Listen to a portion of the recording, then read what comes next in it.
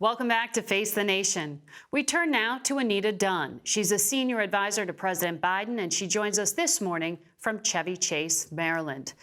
Good morning to you. I assume it was a late night for you. Given that Democrats have defied expectations, you still will have only a thin majority in the Senate. Republicans still have a shot at gaining the House. What becomes possible now? Oh, good morning, and thank you for having me on this morning. I think it was a late night for everybody. It's been a bunch of late nights since Tuesday. You know, the president and the Democrats accomplished a huge amount with a 50-50 Senate and an extremely narrow House majority in the first 2 years of President Biden's term. If you take a step back, 4 hugely consequential pieces of economic legislation, the Rescue Plan, the Bipartisan Infrastructure Law, the CHIPS and Science Act, and the Inflation Reduction Act, which really are having an effect now and starting to have even more of an effect next year and the year after. Also, bipartisan gun safety legislation, bipartisan legislation to help veterans who have returned from Iraq and Afghanistan and their families. So, you know, the president's been clear, as he was in his press conference this week, Margaret, which is he's going to reach out his hand to work with the Republicans. And the question is whether they will reach out their hand to his. But given these narrow majorities, you know, obviously the Senate, Democrats will control. The House is still up in the air. Voters in this country are going to expect their leaders to work together. Otherwise, is the most you can do just get judicial and cabinet appointees confirmed? You know, the president likes to say he's an optimist, and he is an optimist. He believes that at the end of the day, there are going to be things that Republicans and Democrats can work on together, as they did over the last 2 years. But yes, control of the Senate is hugely consequential, both for judiciary nominations and appointments, the most diverse group of judicial nominations ever under the first 2 years of President Biden, but also for controlling the agenda in the United States Senate. And that means continued progress for the working families, middle class of this country. The president has said he wants to take it slow in terms of defining priorities over the next few weeks in this lame duck session. What's the business you need to get done? Well, Margaret, as you know, we have to keep the government open and funded. That is obviously priority number one. And it's going to take a little while still for lame duck priorities to really be set, given the uncertainty about the outcomes of the election still. You know, last Sunday when you were sitting in your chair and you had guests on, I don't think anybody would have predicted that we would still not know who would control the United States House of Representatives the following Sunday. But other lame duck priorities will certainly include additional funding for Ukraine, which has been, and the president has said he hopes will continue to be, a bipartisan issue in the United States Congress.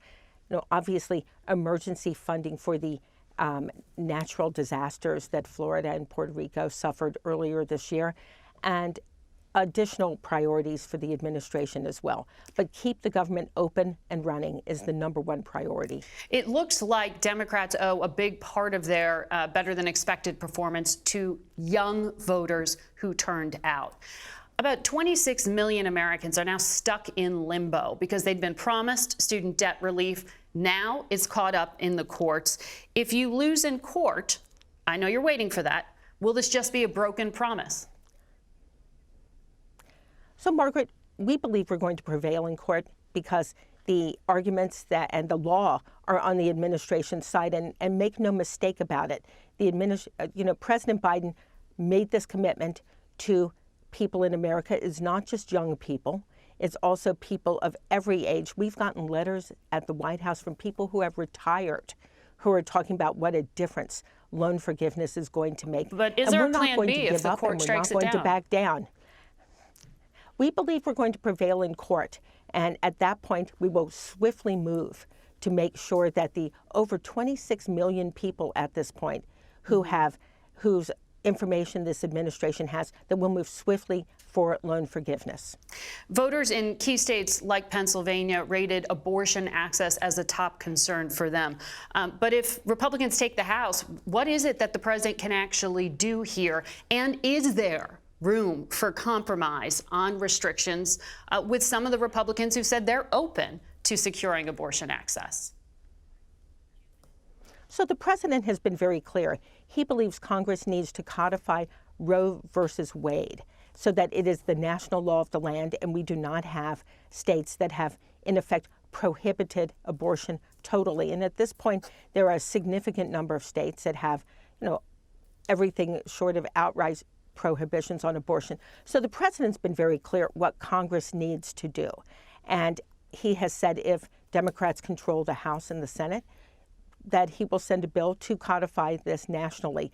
He will continue to work, as our administration has since this ruling came down, to make sure that the travel of women who want to go to states where abortion is legal is not impeded, that people are able to get reproductive health care, that women who have other medical issues aren't denied care, which is happening, Margaret. And at the end of the day, the president said when this ruling came down, it was going to be a political issue that voters needed to go to the polls and make their voices heard. And there's a huge amount of evidence that's exactly what happened.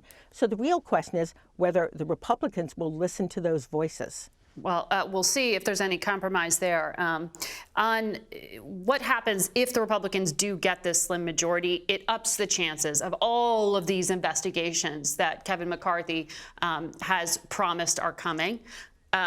Would you say today that the White House will comply with them? The Trump administration was heavily criticized for defying Congress's request for appearances and documents. Will the Biden White House comply?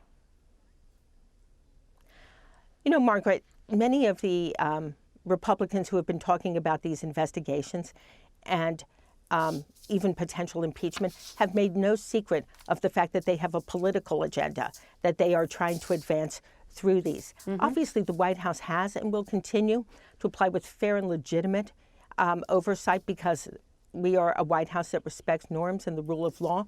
But I think that, the American people didn't vote for Congress being used to conduct political vendettas over the next 2 years. They voted for working together to make progress on the issues they care about. The president is going to be focused on the priorities of the American people. And we would hope that the Republicans, who've just suffered a substantial defeat in terms of both their expectations and what historically midterm elections tend to do, would also listen to the American people, focus on the priorities of the American people. You said that keeping the government open and funded is an immediate priority. Does that mean the White House would like Democrats in Congress now to just lift the debt limit through 2024? Well, Margaret, as you know, the debt limit has traditionally been lifted in a bipartisan way. Under the previous president, Congress voted 3 times to lift the debt limit. And if Congress chooses to do that during the lame duck, obviously we would think that was a good idea. But we have till September. The key here is that the debt limit is bipartisan. It should be bipartisan. It is about not just the country, but the world's fiscal stability, economic stability. So we would expect that Congress would do the right thing and lift the debt limit either now or early next year.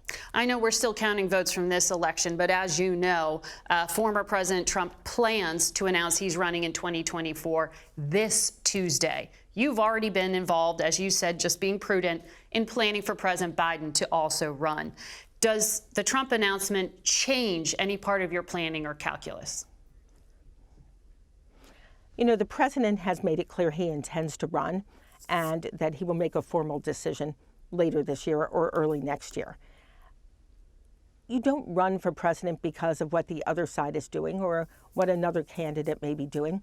The president will run because he feels that he is the best person to continue the progress that we have made in this country, building an economy from the bottom up and the middle out, restoring America's role in the world as a world leader, building the coalition against Russia's aggression in the Ukraine and supporting Ukraine, concentrating on addressing climate change, the historic threat to our planet and to our future. The president intends to run, and if he runs, he will be running because of what he has gotten done and what we still can get done as a nation together, not because of any candidate on the other side. We'll be watching and listening. Anita Dunn, thank you for your time this morning. We'll be right back.